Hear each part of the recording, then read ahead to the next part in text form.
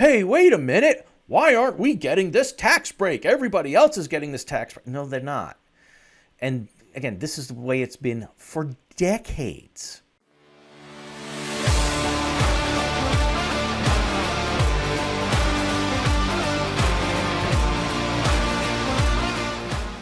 Hi, Jeff Marsocci, the Plain English Attorney, and welcome to the video. Today we're going to talk about a recent revenue ruling that has everybody up in arms about, oh my gosh, the IRS is taking away your tax breaks. Oh, these irrevocable trusts are no longer any good.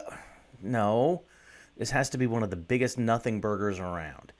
So, Revenue Ruling 2023-2 relates to the stepped up capital gains basis when someone passes on. So let me give just a little bit of a background here and the whole thought and reasoning behind it, because that seems to be getting lost. And there's a ton of all of these articles that really, it's like these professional journals and articles on finance. They've ended up doing clickbait, and that's what this is. It's clickbait. Because nothing really changed except a couple of idiots who tried to take tax breaks that they really should know they're not allowed to take, tried to take them, and now we've got a revenue ruling about it. All right.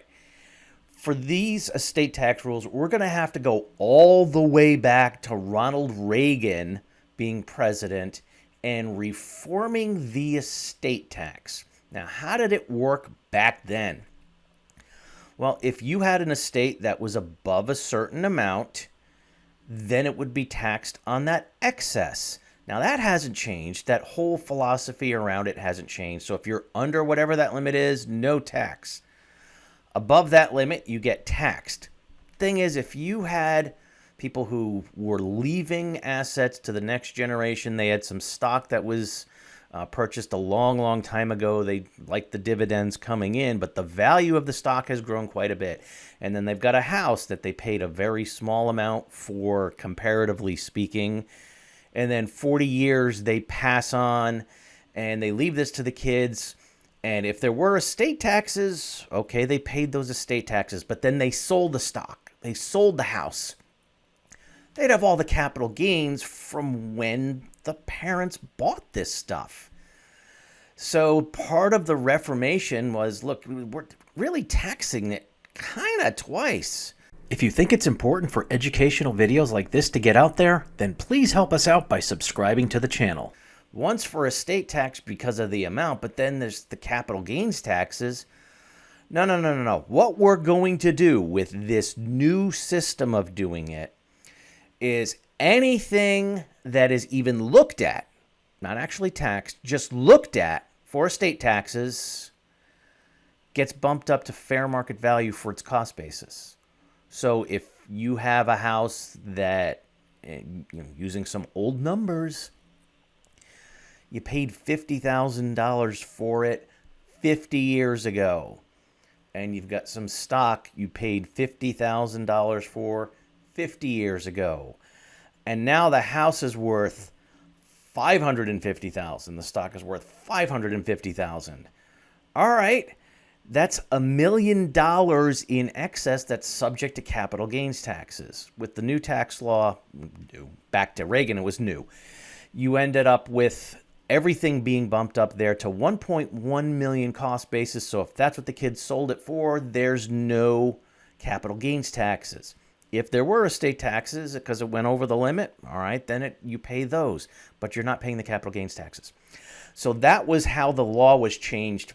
And you can please comment below if I'm wrong on the year, but I think it was 1986, they reformed the tax code so that the estate taxes worked like that and you'd get a stepped up cost basis. All right, that's the way it was. So now we have irrevocable trusts. And there are different kinds.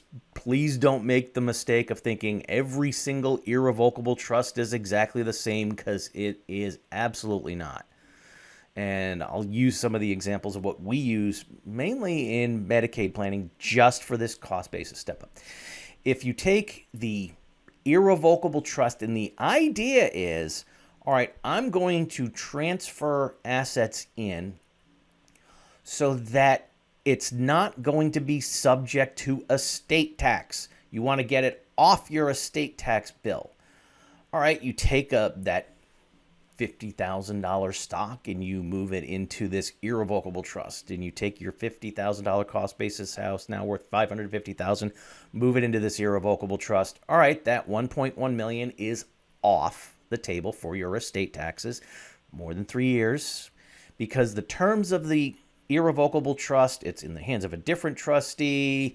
You're not going to have any rights to any of the assets that are in it, and when you pass on, it goes to the beneficiaries you want, and it's off your balance sheet completely. Done. All right, that's a completed gift. It's done. It was moved in. Now, there's some other formalities, crummy letters and whatnot and stuff like that that you might have to go through. Okay, fine. But it's off your balance sheet. You pass on, and then the trustee, prior to sending it down to the kids, they sell those assets. Yeah, it's going to have no stepped up cost basis. You're going to have $1 million subject to capital gains taxes because it wasn't part of your taxable estate. All right. There are other irrevocable trusts where you retain certain powers so that it is subject to your taxable estate. Well, right now in the current year, 2023, it's $12.96 million is exempt from estate taxes. So some of my clients, but not a lot, have that as a potential issue if they'd pass on this year, that they'd be above that limit. So this isn't the type of trust, what we call an intentionally defective grantor trust.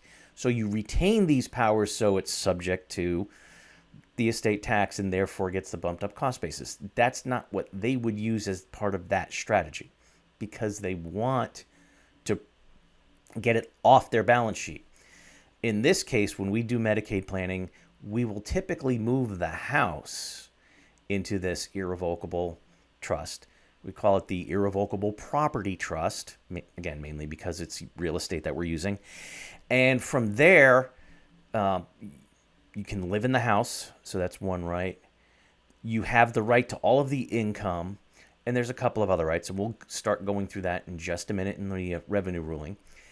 And so when you pass on, it's still subject to estate tax, but you get the bumped up cost basis. So if you don't have any worries about getting into the realm where you're going to have to pay estate taxes, and it is substantial, it's like 40% and up, okay, then fine. If you're going to be under that limit, you might as well get the stepped up cost basis. So when the assets get sold, there's not going to be any or much in capital gains taxes. So, well, why do we do that then if it's not going to be off the balance sheet? Because under the Medicaid rules, those specific powers that you're retaining isn't enough for Medicaid to say, this is your asset, you have to spend it down in order to qualify for Medicaid. So it's got these two different sets of rules, and this trust works very well to make sure that it's not on your balance sheet for Medicaid, but it is on your balance sheet for estate taxes to get the bumped up cost base. So let's take a look at the exception, because again, all of these articles, this clickbait, made it sound like this is a huge disaster for irrevocable trusts, and it didn't change a darn thing. So here are the exceptions. 7 types of property that are considered to have been acquired from or have passed from the decedent, meaning, okay, under estate tax rules, it's part of their taxable estate.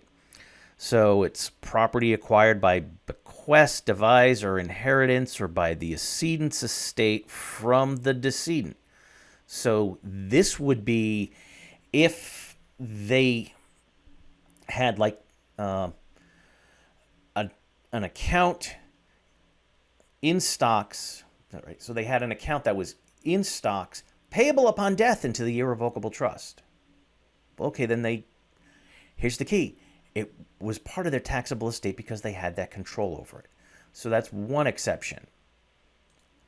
Second, property transferred by the decedent during life in trust to pay the income for life to or on the order or direction of the decedent, with the right reserved to the decedent at all times before death to revoke the trust. All right, so that's not really irrevocable. The next one, in the case of decedents dying, after 1951, property transferred by the decedent during life in trust to pay the income for life or on the order or direction of the decedent with the right reserved to the decedent at all times before death to make any change in its enjoyment through the exercise of a power to alter, amend, or terminate the trust. Okay, so again, reserving powers, keeping the right to the income. So again, just another exception. The next one, property passing without full and adequate consideration under a general power of appointment exercised by the decedent by will. Again, that power of appointment over property you controlled. You couldn't have a power of appointment over property you didn't somehow or another have control over. So you can have an irrevocable trust that you get all the income for life or at your direction, and there's a power of appointment saying at the end of the line through your will, here's where the assets go. All right, that's enough control that it's part of your taxable estate. Let's keep going. Property which represents the surviving spouse's 1/2 share of community property held by the decedent and the surviving spouse under the community property laws of any states or United States, territory, or any foreign country, if at least 1/2 of the whole of the community interest in such property was includable in determining the value of the decedent's gross estate under Chapter 11, or, okay, blah, blah, blah, blah, blah. All right. We should probably do another video on community property states versus separate property states. Most of the states are separate property states, but all right, there are specific rules in community property states, and this is just a way of classifying ownership for married couples where there are some capital gains tax advantages just because you're residents of that particular state, even though it's affecting federal taxes. Those benefits are still there. Don't want to go too much into that. Property acquired from the decedent by reason of death, form of ownership, or other conditions, including property acquired through the exercise or non-exercise of a power of appointment. If by reason thereof the property must be included in determining the value of the decedent's gross estate under, okay. Essentially, this is just saying that somehow or another you had control of it prior to death so that it, again, just generally comes under those rules. All right, and here are some exceptions: that there's annuities or stock of securities of a foreign corporation that would have been a foreign personal holding, blah, blah, blah, property. All right, so there are some exceptions to that, but they're minor, and basically it's foreign-owned stocks and certain types of annuities. All right.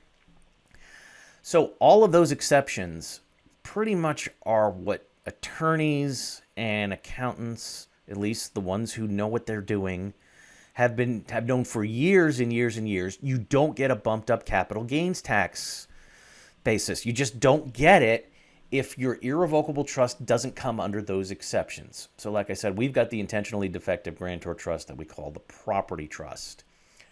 Now on the other side of that, you've got the irrevocable family trust that we use for Medicaid planning, where there's zero rights retained, and okay, it's completely off your balance sheet in terms of estate taxes, and completely off your balance sheet for Medicaid planning. Now, wait a minute.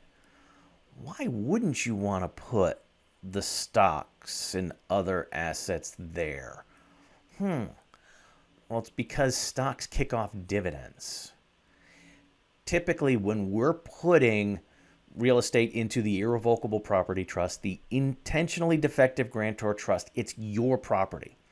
It's not going to be kicking off any income, because any income that comes out of the trust has to go to the nursing home first.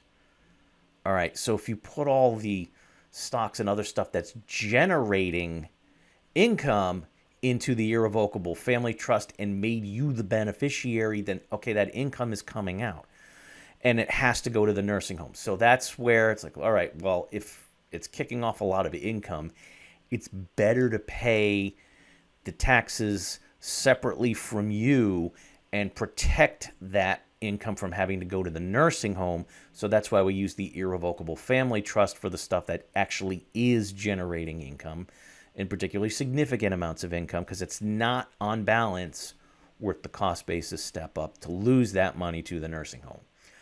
So where is this revenue ruling actually coming from? It's because someone wanted to claim that they got a stepped up capital gains tax basis, a cost basis, when they put it into something like that irrevocable family trust with no rights to it. And it's like, hey, wait a minute. Why aren't we getting this tax break? Everybody else is getting this tax break. No, they're not. And again, this is the way it's been for decades. Decades. So again, why the panic over all this? Clickbait. Again, it really didn't change anything. It just clarified for people who were trying to take tax breaks that they should have known they weren't entitled to take. And now we got a revenue ruling and we've got everybody in an uproar over it. So in the end, it really is a big nothing burger. No need to panic over this. The revenue ruling didn't actually change anything. So I hope you found that information useful. As I always tell my clients, please stay safe, plan ahead, and enjoy life. And whatever you do, make it a great day.